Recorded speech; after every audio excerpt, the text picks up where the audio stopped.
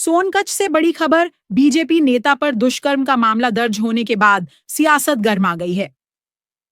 सोनकच्छ नगर के वार्ड क्रमांक 1 की पार्षद के पति और बीजेपी नेता सीताराम खेलवाल पर एक युवती ने शादी का झांसा देकर बंधक बनाकर दुष्कर्म करने का आरोप लगाया है।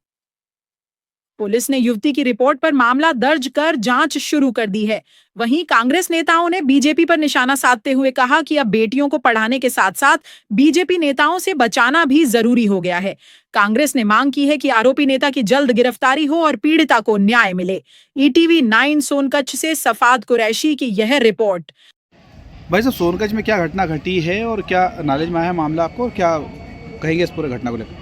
देखिए, सोशल मीडिया के माध्यम से और आप लोगों के माध्यम से मालूम पड़ा कि सोनकच्छ की एक भारतीय जनता पार्टी के नेता 376 में उनके खिलाफ एफआईआर हुई है और इस एफआईआर ये दर्शाती है कि भारतीय जनता पार्टी का चाल चरित्र क्या है।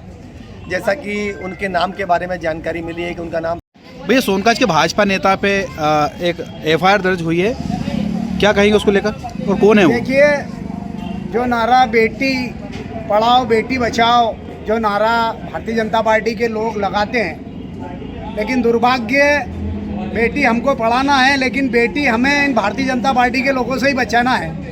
क्योंकि देखने में आया, चाहे खेलवाल हो या और अन्य नेता हो, या देवास में भी जो भारतीय जनता पार्टी के नेता रहे हैं उन पे दुष्कर्म के आरोप लगे हैं और वो जेल भी गए हैं। मेरा यह कहना है कि वास्तविकता में यदि अपनी महिलाओं को, अपने घर की महिलाओं को, बहन बेटी को सुरक्षित रखना है तो उनको भारतीय जनता पार्टी के लोगों से ही सुरक्षित रखना है, क्योंकि भारतीय जनता पार्टी का चाल चरित्र और चेहरा अलग प्रकार। भैया सोनकच्छ में एक भाजपा नेता के खिलाफ मुकदमा दर्ज हुआ है, क्या कहेंगे उसको? मैंने भी अखबारों में और आप लोगों के माध्यम से पढ़ा सुना है।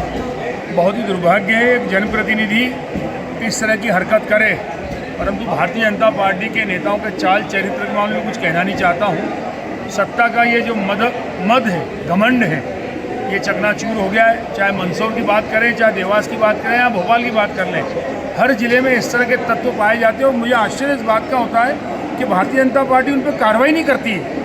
एक तरफ तो महिलाओं को सशक्तिकरण की बात करती है, बहनें बोला जाता है उनके पार्टी में हम सबको, और इस तरह के कुकृत्य करने वाले लोगों को पार्टी का सदस्य उनको बर्खास्त नहीं करती पार्टी। इसका मतलब ये है कि संरक्षण भारतीय जनता पार्टी के नेताओं द्वारा उनको दिया जाता है, उनको पल्लवित किया जाता है इस तरह कृत्य करने के लिए। मैं इसकी घोर निंदा करता हूँ और कांग्रेस पार्टी सख्त से सख्त सजा मिले इसकी मांग करती है। भैया कल